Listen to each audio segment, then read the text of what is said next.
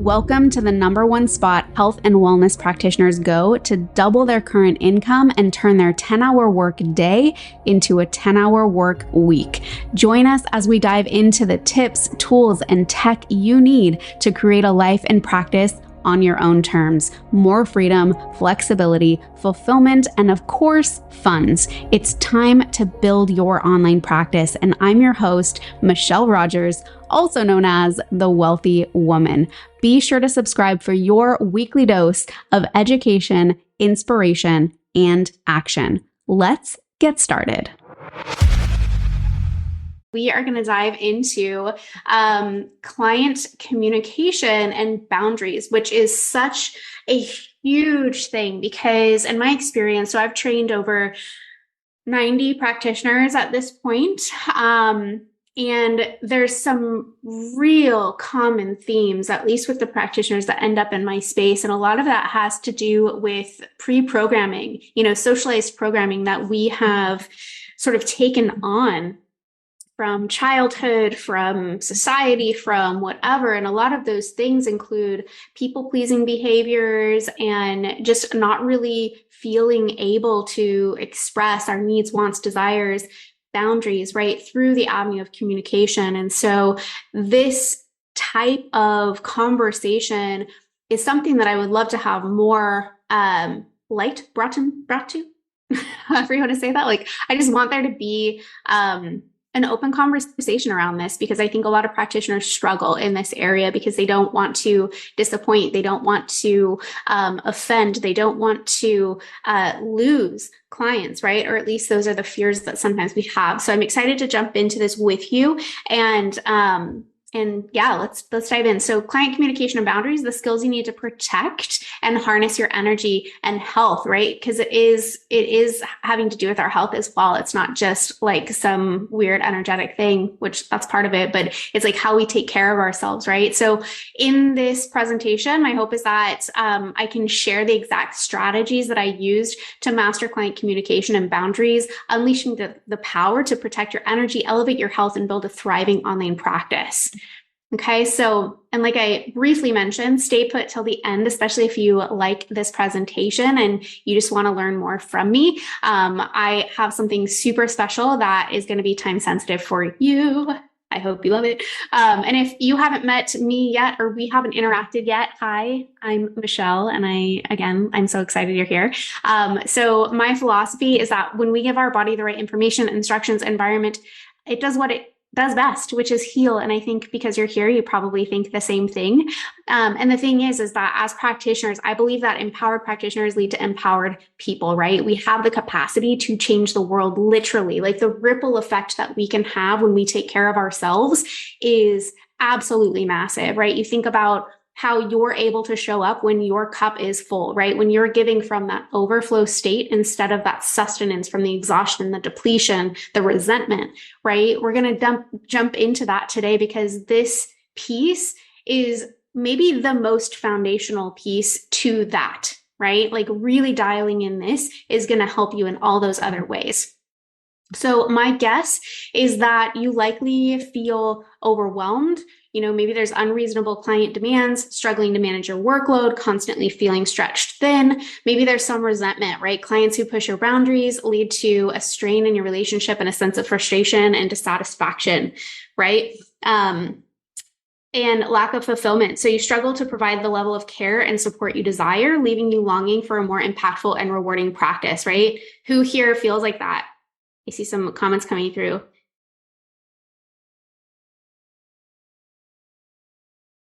Yeah. Hi, everybody. I'm so glad you're here. Anybody, does this resonate? Not for Australia. Oh, it's Tuesday. Nice, Emma. I accidentally had said Tuesday, so I thought you were picking up on that earlier. Hey, Vanessa, nice to see you. Amazing. So hopefully this is resonating. I know it resonates with a lot of practitioners. And so, yeah, Vanessa says, yeah. So it's okay, right? A lot of times we can attach shame to those feelings or guilt to those feelings too, especially with things like resentment. But it's normal. And we'll talk about resentment specifically a little bit later on. So my goal for you inside or after this program or as things start to unfold, as you start to apply these skills and bring more awareness to this area in your life and practice, is that you feel more empowered, more aligned, more fulfilled, right? Empowered, you'll have the confidence to take control of your practice, client interactions, personal well-being, feeling more aligned. So your practice will reflect your authentic self, allowing you to provide the highest level of care while honoring your own needs. And then feeling actual fulfillment, right? Isn't that the goal? Like the positive impact you can make on your clients' lives will lead to a deeper sense of purpose and satisfaction. Okay. So quotes, we like quotes here, right? Boundaries are a part of self-care. They are healthy, normal, and necessary. Okay. So let's pre-frame this a bit. The reason why is I want to share why this unseen work, like the soft skills, some people say, is really so significant. So what this can fix or what this can address. So mastering client communication and boundaries offers transformative benefits to practitioners and their practice, right? By implementing these skills, you can cultivate improved client relationships based on trust, understanding, and effective communication. Clients are going to feel heard, supported, and valued, resulting in enhanced client satisfaction, loyalty, and positive word of mouth referrals. We like referrals here, right? All right.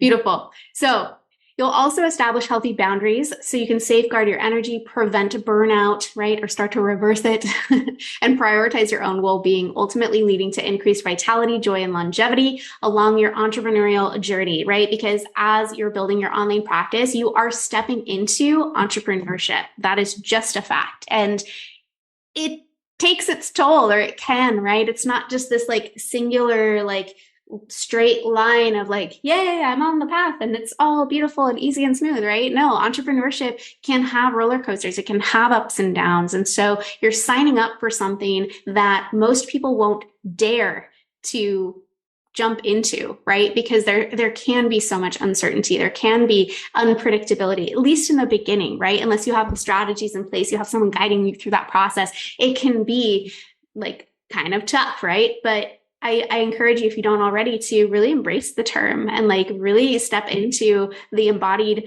entrepreneur that you are becoming. So the thing is, effective communication and boundaries lay the foundation for building a thriving online practice, allowing you to reach a wider audience, attract ideal clients, that's key, and achieve financial success. So what stops us from doing this, like from having boundaries or effective communication? So it's really important to address the obstacles, the self-sabotaging behaviors that might really hinder practitioners from effectively implementing client communication and boundaries, right? These barriers might include fear of confrontation or disappointing clients, right? That people pleaser tendency, lack of assertiveness, which could be a thing too, right? Especially as women, right? In the health and wellness space. Like we've a lot of times grown up being like, you can't be too assertive, right? Because that comes off as a negative. And so we've become quiet, or we don't use our voice, or we don't state our needs, or we don't claim when a boundary has been crossed, right?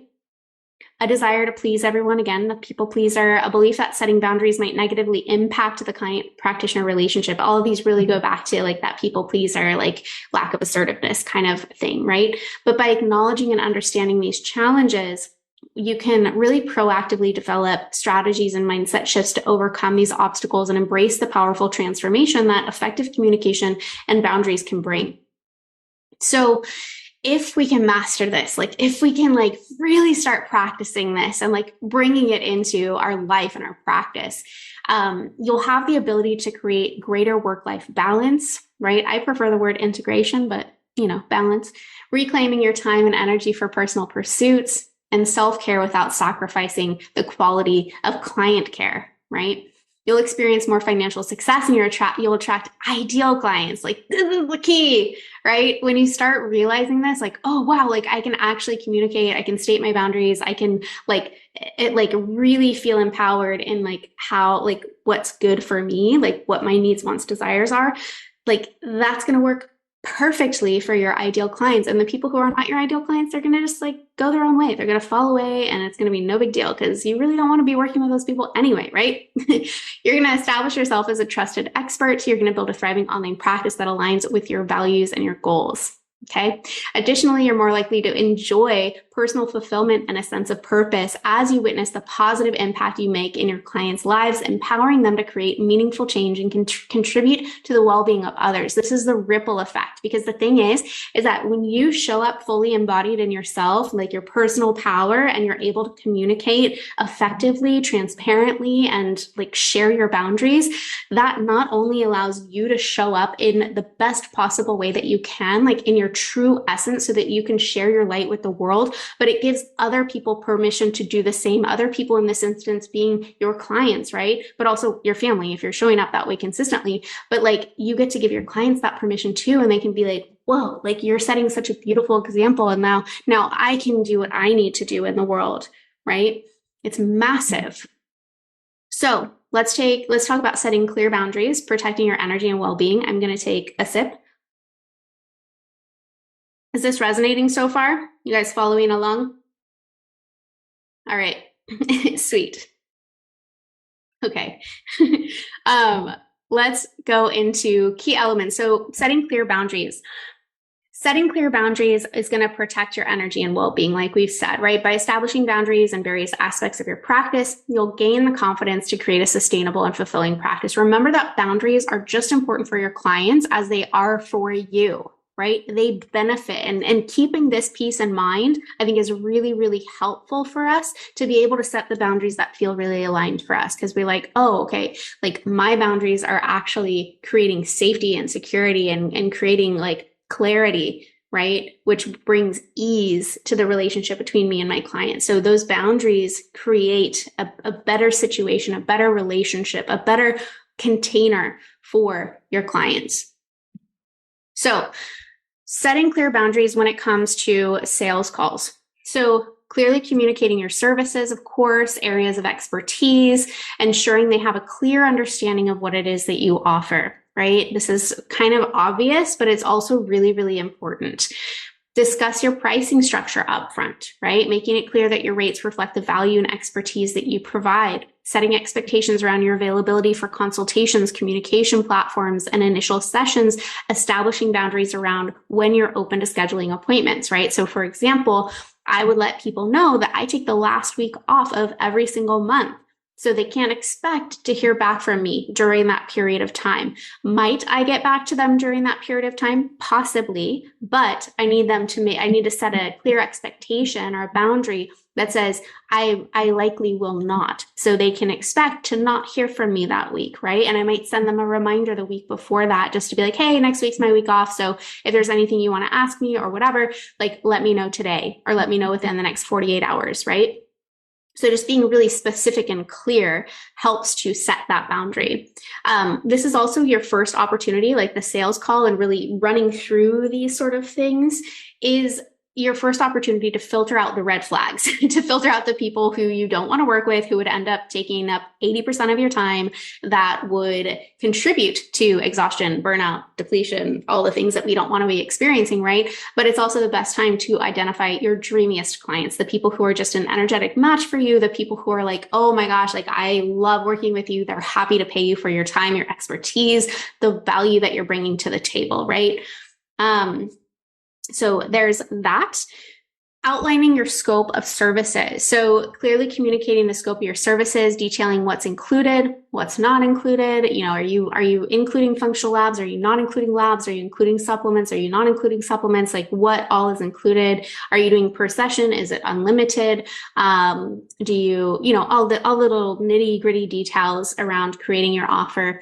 Defining the boundaries of your expertise and make it explicit which areas fall outside of your services, right? So for example, this could be like, hey, I'm not a primary care provider. I'm not an urgent care provider. I am not available 24/7. I do require you to have a primary care provider and I want you to provide their name and number, right? Like being very clear around those expectations. Educating clients about the limitations and potential challenges they might encounter during their journey. This ensures they have a realistic understanding of the process and prevents potential disappointments, right? So it's just, that could be as simple as not everybody responds in the same exact way. The program tends to be about 6 months, but we might need to extend it to 7 months or so, depending on how you progress through the program, since everybody is individual, like everybody responds individually, right? Offer alternative resources or referrals if a client's needs fall outside of your scope, right? This is taking ownership of like, you can't do everything, okay? So, and letting them know, during the period of time together, I might make a referral to someone else, okay? I used to do this a lot with like visceral manipulation or acupuncture, something that was more hands-on. I'd know where they were living. I'd do some research. I'd find someone. I'd be like, hey, I would love for you to go see this practitioner. But this is really just, again, building that trust, because you're demonstrating your commitment to their well-being and providing options for additional support. Okay. Client agreements. We can't talk about boundaries unless we talk about client agreements, right? So just clearly articulating, again, your communication policies and preferred channels of contact, right? Are you doing email? Are you doing Voxer? Are you doing Practice Better Chat? Are you doing, like, how are they communicating? So just being really clear around how they can reach you, right? And how that happens, how does scheduling happen, all that kind of stuff. Setting expectations around response times, right? Are you like, you probably don't want to be on call, right? Unless you're like a midwife or something like that. But, just saying like, if you send me a message, it's going to take 24, 48 hours, whatever you want to say for that. I'm not available on the weekends. I'm not available after a certain time in the evening, that kind of thing. Specifying whether you'll be available for immediate responses or designate specific hours for communication, right? Outline session lengths and the number of sessions per week or month, ensuring both you and the client are on the same page regarding the time commitment and frequency of sessions, right? You don't want there to be any confusion there. So for example, I had unlimited support inside of my one-on-one containers. However, I had really specific boundaries around when I was available, right? I wasn't available after a certain time of day. I wasn't available on the weekend. I wasn't available during the last week of the month. So even though it was like unlimited, like they could message me anytime, but I might not get back to them until my hours of operation, right? And that even goes with consults, right? Like you can schedule as many consults as you want. People aren't scheduling them every day. I've never had a client take advantage of that. And in the contract or in the client agreement, you can also say like, you can have as many consults as you want, up to 1 per week or 2 per week or whatever feels good for you. And then what else? Consider including a section in your agreement that addresses rescheduling, cancellation, refund policies, all that kind of stuff. So managing client expectations. This is always a good thing to think about before things go awry, right? So this is, you've like created, you're starting to create the boundaries. This is really, and sort of enforcing the boundaries in a sense. So when you're managing client expectations, effective strategies can help manage client expectations, ensuring clarity, trust, and alignment in your professional relationships, right? By setting realistic goals, outlining the scope of your services, like we talked about, and providing transparent information about what clients can expect from your programs or sessions, right? This helps establish a strong foundation that prevents confusion or misunderstandings and fosters client satisfaction. Just so you don't have 2 months into your program, your client's like, but wait, I thought like this is what we were doing. And you're like, no, remember, like we mapped it out, right? So we just want to make sure. So setting realistic goals. Engage in an open dialogue with your clients to understand their goals, desires, and expectations. Ask probing questions to gain a clear understanding of what they hope to achieve through your services. Ideally, you're doing this in your sales call too, right? Because the whole point of a sales call isn't to make the sale, right? The point of the sales call is to make sure that you can help them, right? So you just need to know what their expectations are. If they think that they're going to get better in 2 weeks, like you need to have an honest conversation with them. Like maybe they're not the best fit. Like maybe you're not the best fit, right? So just being clear around like, hey, it's going to take this period of time or whatever. Collaboratively set realistic and achievable goals that align with their needs and capabilities. Break down larger goals into smaller measurable milestones to track progress and celebrate achievements. I love tracking progress. I use something called the Body Systems Questionnaire, which is something that I share inside of the Wealth Mentorship or inside of the Wealth Academy now. And provide education and guidance to help clients understand the timeframes effort, and commitment required to reach their goals. This helps manage their expectations and promotes a realistic understanding of the process. One of the biggest gaps I see with a lot of practitioners is that when it comes to supplements or protocols, they do not map things out clear enough. And so what I have found to be very helpful is to provide the client with a very clear understanding of the strategy. Like, we're doing this piece of the protocol. It's going to last this long. It's anticipated that you're going to be on this supplement for this long, and then we'll stop, and then like being very clear so they're not taking, like, I just see too many people who are taking supplements and they're like, I have like no idea how long I'm supposed to be on this, so I'm just going to like stop taking it. Like, there needs to be more communication there and more expectations set around that kind of stuff for sure. Transparent communication. This is kind of the underlying tone of everything we've been talking about so far, but really fostering open and transparent communication with clients from the beginning, right? Clearly articulating the expectations, policies, guidelines related to your programs and sessions, including duration, frequency, mode of communication, all the things. Just be as clear as possible. I can't emphasize enough the importance of over communicating, right? We don't realize how much we assume when we're like telling people things or explaining, like, because we're already, I don't know about you, but like I'll be talking and my mind is already like 10 steps ahead and I just like assume they're following along. And so I have trained, and I continue to train myself to slow down and make sure that I am actually communicating what needs to be communicated. Because my mouth just can't keep up with my brain. That's just true. Providing written materials, always a fantastic idea, right? So that you can reference them. You can say, oh, hey, like, check out the thing that I sent you that maps out what we're supposed to be doing here, like protocols, like client agreements, all those good things. Encourage clients to ask questions and seek clarification when needed. I believe you cannot overemphasize this point enough, right? Like, even with my clients who have unlimited access to me, like I have VIP clients right now, I check in with them. You don't have to check in with them, but I check in with them at least weekly. And I'm like, hey, what's up? What are you going through this week? How can I assist you this week? Like, ask me your questions, da, da, da, da, da. And it's just like, the more you're there, because this is probably the reason, is because I'm like this as well, is I'll just kind of get tunnel vision and I'll just become an island or a lone wolf or whatever. And I'll just like do my own thing. So having someone like a mentor or coach kind of tap me on the shoulder and be like, hey, I'm here for you. Like, how can I assist you, is really helpful. And that's the case for practitioners too, with their clients, right? And just being like, hey, how can I assist you this week? What are you doing? What do we need to troubleshoot? Like, how are you on this? Like, just really encouraging that open line of communication, because I personally would much rather my client ask me a question than assume something and do it incorrectly, right? Especially if you're like in the midst of a protocol, right? Things can become very tricky and chaotic very fast if they're just guessing what, next steps are, what they need to be doing. So I'm always like, ask me, like, don't hesitate to ask me. Creating a safe and non-judgmental space, of course, right? Like, working with clients, I remember all the time, like I would talk to them and they'd be like, I was scared to reach out to you or whatever. I'm like, wait, what?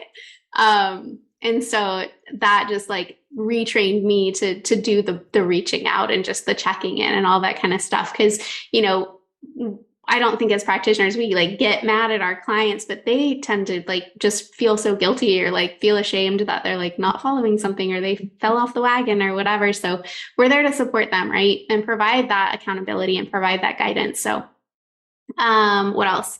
Yeah, I think that sums up that. Gracefully say no. I think Johanna had asked this around like how to say no to your clients. So one of the things is really developing assertiveness skills to gracefully say no when requests don't align with your boundaries or areas of expertise. So this takes practice and a little bit of strategy. So I will be diving deeper into this a little bit later this week in a program that I'm hosting that I'll tell you all about in a bit. But it does take some practice, okay? Practice clear and direct communication using I language or I statements to express your limitations or availability, really ditching that ambiguity, right? You don't want to create the murky, like loose end, leaky energy kind of thing, and just like own it. Like, I feel this, like, this is what I'm witnessing. I, instead of like blaming or projecting or whatever that might be, where it's like you are doing this or like you.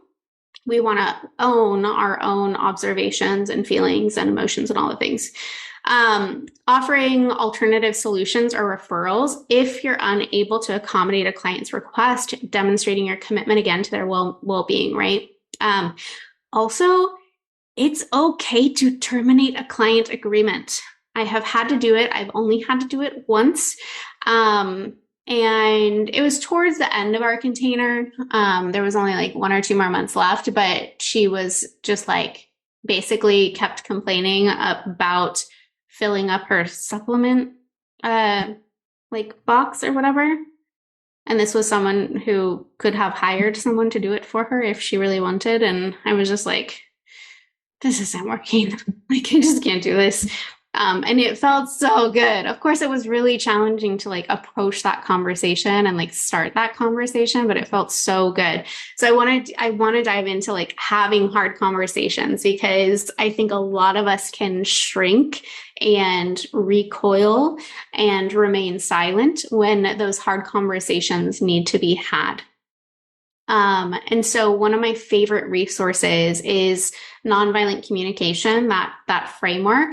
There's a book called Nonviolent Communication. But I have found it to be extremely helpful when you're navigating difficult conversations and having those conversations with clients or people in your life, whether it's partner, friend, whoever, because it really helps promote empathy, understanding, resolution, and just like more productive interaction. So practice active listening and seek to understand the underlying needs and concerns of your clients, validating their emotions and perspectives, showing empathy and compassion. So again, using that I language, like I mentioned earlier, but basically the framework is right here. Basically, it's observations. So what is the actual observation? What is the actual objective data? What happened? This is what happened. This is what I observed. There's no emotion, no interpretation. Like, this is the facts, the logical facts. The feelings of like, hey, this happened, right? We mapped it out. This is what happened. It made me feel this. So because you showed up late to our consult, or because you've been showing up for like perpetually late for our consults, I feel disrespected. You know, needs. So needs is after feelings. So needs is like, I work with clients that I have a certain standard and a certain boundary, and I need my clients to show up on time for us to be able to have a collaborative relationship and partnership and really make this work in a way that works for me and you.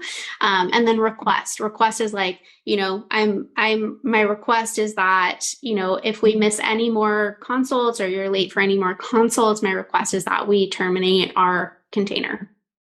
That's just a total off the wall, like, example, but that's the framework: is observations, feelings, needs, requests. And that really takes the blame game out of it and really helps you own like your own experience with that, with whatever happened, with whatever circumstances there, right?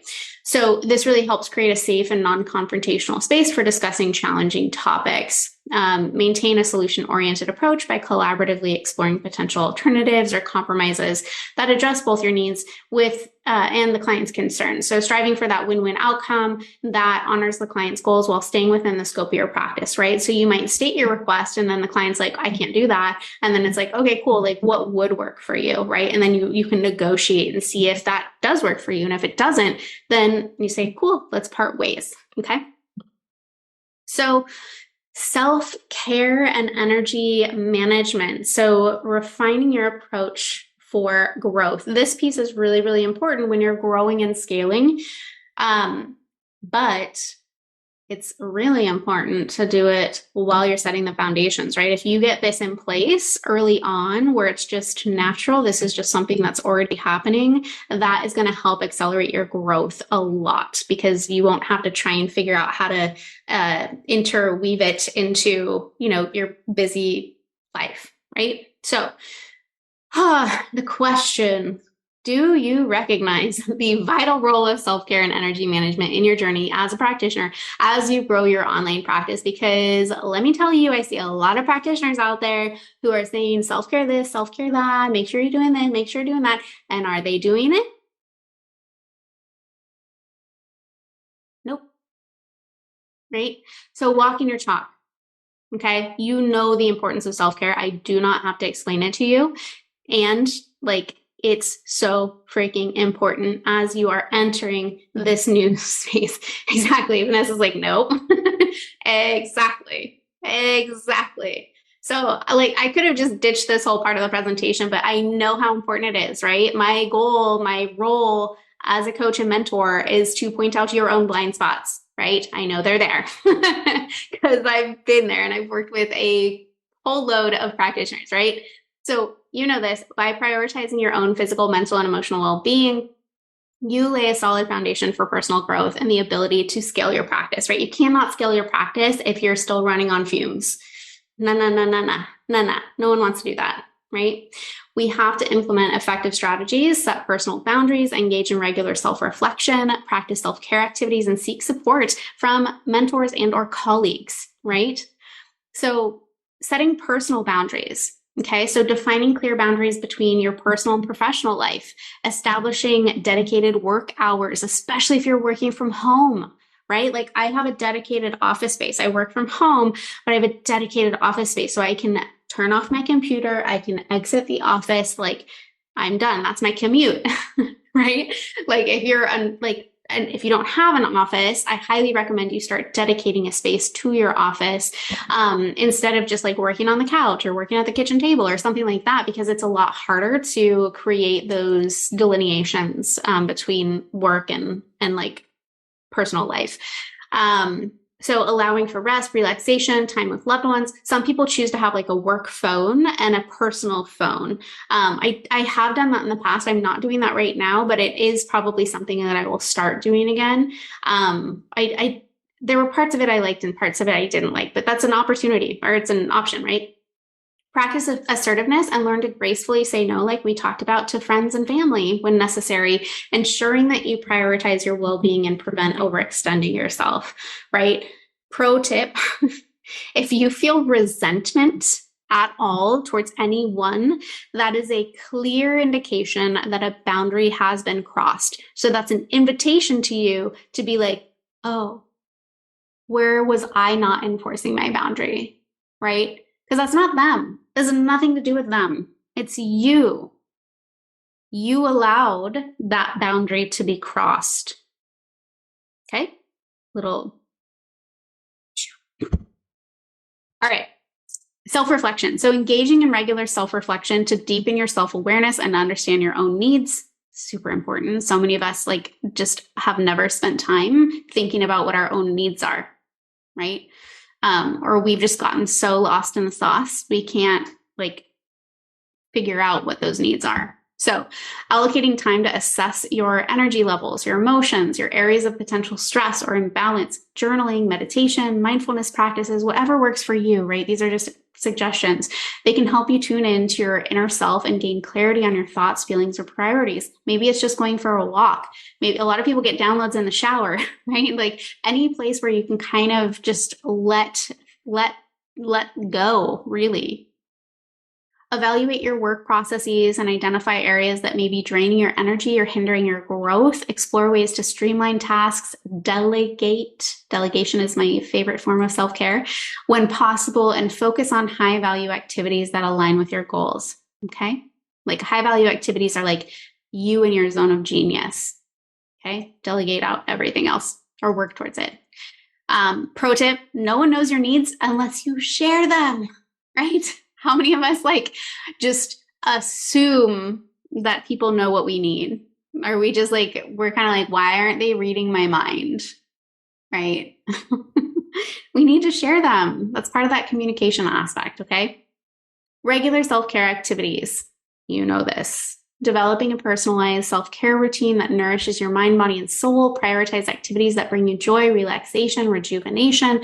Could be exercise, could be spending time in nature, practicing mindfulness, engaging in creative hobbies, whatever that may be, dance, like whatever, tarot reading, I don't know.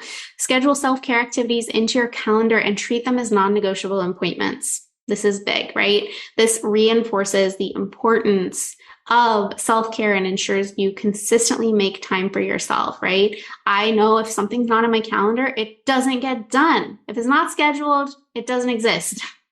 Okay. So view self-care as a standard or a boundary. It's a non-negotiable appointment with yourself, right? Seeking support. So build or join a support network of mentors, colleagues, like-minded professionals, practitioners who understand the challenges and rewards of the journey, of the entrepreneurial journey, of being in the online space. Okay. Connect with them regularly, share experiences, seek advice, gain fresh perspectives. Okay. It's so easy to just stay in our own like tunnel vision, right? Consider engaging in clinical development programs or business coaching to enhance your skills and receive guidance and on self-care, scaling your practice. Seek support from trusted professionals, therapists, wellness practitioners, right? We can't see our own blind spots. We need our own practitioners as well.